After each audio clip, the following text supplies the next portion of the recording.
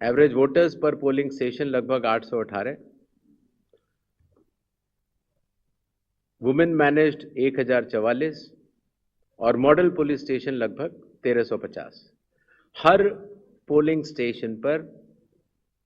Webcasting की व्यवस्था होगी, जिससे चुनावी प्रक्रिया के ऊपर वरिष्ठ अधिकारियों का पूरा निगरानी किया जा सके। बिहार में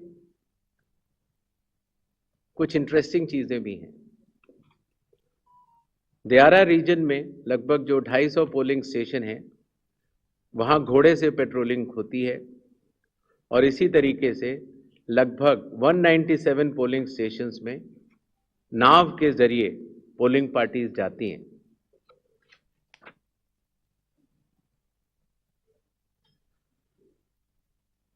चुनाव आयोग के निर्देशों के अनुसार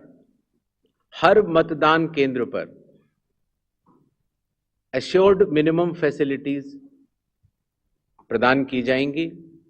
जिसमें कि पोल वॉलंटियर्स होंगे, हेल्प डेस्क होंगी, रैंप होगा, टॉयलेट्स होंगे, ड्रिंकिंग वाटर, साइनेजेस, लाइट की सही व्यवस्था और वोटर फैसिलिटेशन सेंटर। जो हमारे बुजुर्ग और दिव्यांग मतदाता हैं, उनकी सुविधा को ध्यान में रखते हुए पोलिंग स्टेशंस ग्राउंड फ्लोर पर होंगे। अगर रैंप है तो 1:12 के रेशियो में प्रॉपर ग्रेडियंट से बनेंगे। वॉलंटियर्स भी रहेंगे, व्हील चेयर की फैसिलिटीज भी दी जाएगी और अगर इनमें से कोई भी 85 प्लस के उम्र के अगर लोग हैं या 40% से ज़्यादा जिनकी डिसेबिलिटी है, अगर वो चाहें तो फॉर्म 12D भर सकते हैं और उसके उपरांत उन्हें होम वोटिंग की सुविधा भी दी जाएगी।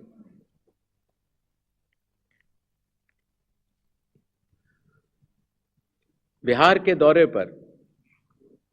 चुनाव आयोग ने जिला मजिस्ट्रेट्स को, सुपरिंटेंडेंट्स ऑफ पुलिस को और सभी एनफोर्समेंट एजेंसीज को सख्त निर्देश दिए हैं, zero tolerance to any violence, no scope for any kind of intimidation or threat to voters or candidates. CAPF will be deployed adequately and in advance as a confidence building measure. All officers to act in absolutely impartial way and easily accessible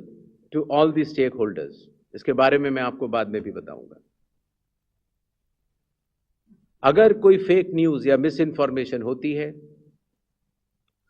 खास तौर से social media या किसी भी और platform पर, तो उस मिस इन्फॉर्मेशन को काउंटर किया जाएगा और स्ट्रिक्ट विजिल रखी जाएगी सारे चेक पॉइंट्स पर, जिससे कि ड्रग्स, लिकर और कैश का इलीगल ट्रांजैक्शन न हो पाए।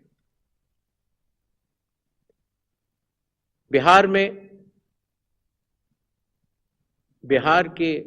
पूरी चुनाव का तंत्र है, उसके साथ मिलकर बिहार के इन चुनावों में 17 नए इनिशिएटिव्स लिए जा रहे हैं, जो कि बिहार से शुरू होकर पूरे देश में लागू होंगे। चुनाव आयोग ने इसके ऊपर एक एक इनिशिएटिव के ऊपर काफी चर्चा और इनकी प्रायोगिकता को देखते हुए ये कदम उठाया है और एक ऐतिहासिक कदम इसको माना जाएगा। ट्रेनिंग, पहली बार जो चुनाव आयोग का ट्रेनिंग इंस्टीट्यूट है, India international institute for democracy and election management, वहां पर बिहार के सभी बूथ लेवल एजेंट्स जो जिला स्तर के थे, बूथ लेवल एजेंट 1, उनकी ट्रेनिंग का आयोजन किया गया। इसी तरह से अब जहां जहां चुनाव होंगे वहां वहां बूथ लेवल एजेंट्स 1 की भी ट्रेनिंग ट्रिपल IDM द्वारिका में की जाएगी। जो बूथ लेवल ऑफिसर्स होते थे, पहले उनकी ट्रेनिंग या तो विधानसभा स्तर पर हो जाती थी या कई बार जिला स्तर पर। तो इस बार हर विधानसभा क्षेत्र के 4 से 5 बीएलओस को ट्रिपल आईडीएम में बुलाया गया और उनको चुनावी प्रक्रिया के बारे में अवगत कराया गया, जिससे कि हमें अब जो चुनावी तंत्र है, जो जमीनी स्तर का चुनावी तंत्र है, उसमें बहुत ही ज़्यादा बदलाव देखने को मिला। साधारण तौर से पुलिस ऑफिसर्स की ट्रेनिंग भी जिला स्तर पर या राज्य स्तर पर होती थी, लेकिन चूंकि लॉ एंड ऑर्डर एक सेंसिटिव सब्जेक्ट है और ख़ास तौर से जब सीएपीएफ जाती हैं तो जिला पुलिस प्रशासन और सीएपीएफ का समन्वय भी बहुत आवश्यक होता है। इसके लिए पहली बार पुलिस ऑफिसर्स की भी ट्रिपल आईडीएम में ट्रेनिंग की व्यवस्था की गई। ये तीनों लॉजिस्टिक्स के हिसाब से और ट्रेनिंग के हिसाब से बहुत बड़े कदम रहे। मतदाता सूची लगभग 22 वर्षों के बाद बिहार में मतदाता सूची के शुद्धिकरण का कार्य सफलतापूर्वक 30 सितंबर को संपन्न हुआ। लगभग सभी राजनीतिक दलों ने ये मांग की थी कि मतदाता सूची में काफ़ी त्रुटियां हैं और इसको मद्देनज़र रखते हुए ये कदम उठाया गया। हालांकि सोशल मीडिया पर इसके बारे में कुछ बढ़ चढ़कर कहा गया, लेकिन सत्यता ये है कि आज की तारीख में बिहार के 243 इलेक्टोरल रजिस्ट्रेशन ऑफिसर्स ने 90,000 बूथ लेवल ऑफिसर्स के साथ मिलकर 1.6 लाख बूथ लेवल एजेंट्स, जो कि 12 मान्यता प्राप्त राजनीतिक दलों ने नियुक्त किए थे, उनके साथ मिलकर इस सूची को शुद्ध करने का बहुत ही सराहनीय काम किया है और बिहार ने देश को ये राह दिखाई है। चूंकि विशेष गहन परीक्षण में काफ़ी मेहनत जमीनी स्तर के अधिकारियों को करनी पड़ी, तो जो रिन्यूमरेशन था, जो बीएलओस का था और जो बाकी अधिकारियों का था, उसको भी कई वर्षों के बाद बढ़ाया गया और ख़ास तौर से ईआरओस और एईआरओस का ऑनरेरियम तो पहली बार दिया गया।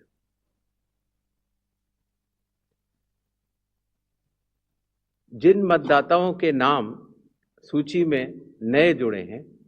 या जिन मतदाताओं की एंट्रीज में कोई चेंज है, जैसे पता बदल गया, तो ऐसे मतदाताओं को नए वोटर कार्ड दिए जाने हैं।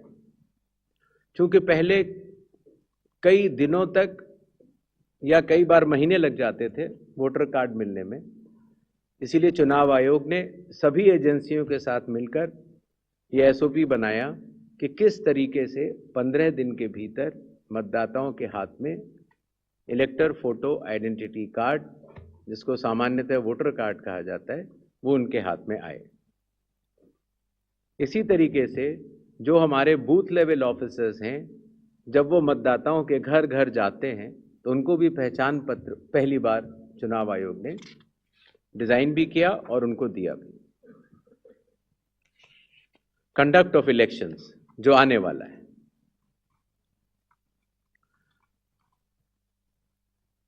देश की प्रगति को ध्यान में रखते हुए और खास तौर से बिहार की प्रगति को ध्यान में रखते हुए लगभग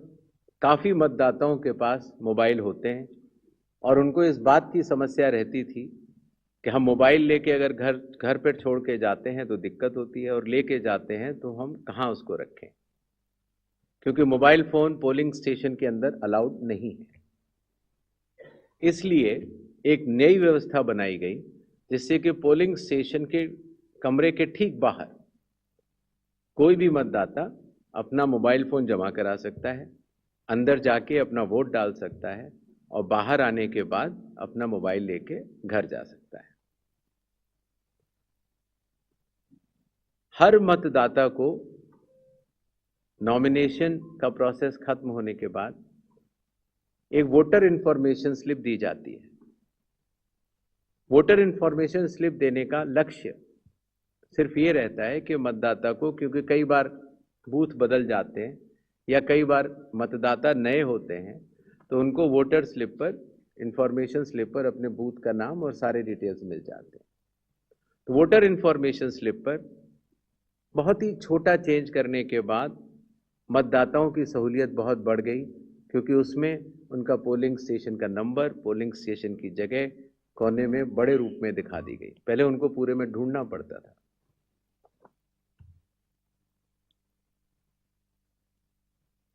चुनाव आयोग की लगभग विगत कई वर्षों से एक एक करके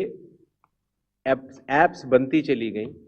और लगभग 40 एप्स आज की तारीख में चुनाव आयोग के पास है।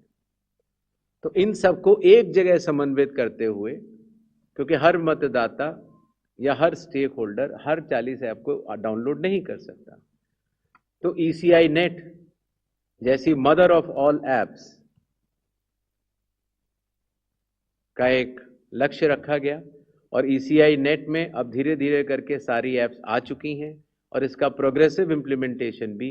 वन स्टॉप डिजिटल प्लेटफॉर्म के रूप में बिहार से शुरू होगा। पोलिंग स्टेशन में मैं आपको बता चुका हूं, जिससे कि क्यूज लंबी न हो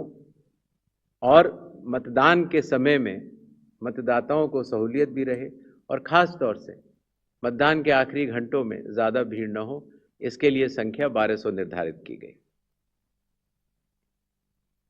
कैंडिडेट्स के बूथ पहले मतदान केंद्र से काफ़ी दूर तक लगाए जाने के निर्देश थे, जिससे कि कैंडिडेट्स को भी और मतदाताओं को भी काफ़ी असहूलियत होती थी। और इसीलिए जो पॉलिटिकल पार्टीज के संग ज़मीनी स्तर पर EROs की मीटिंग हुई, DMs की मीटिंग हुई, CEOs की मीटिंग हुई, उनसे मिले सुझावों के अनुरूप लोक प्रतिनिधित्व कानून के अनुरूप 100 मीटर की दूरी तक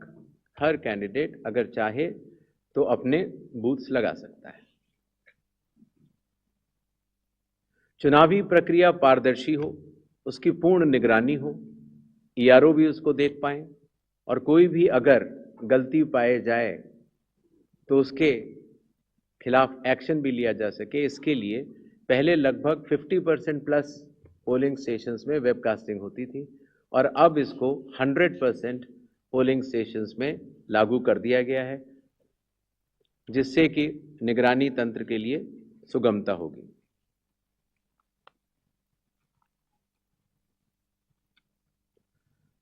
कई बार प्रत्याशियों ने ये शिकायत की थी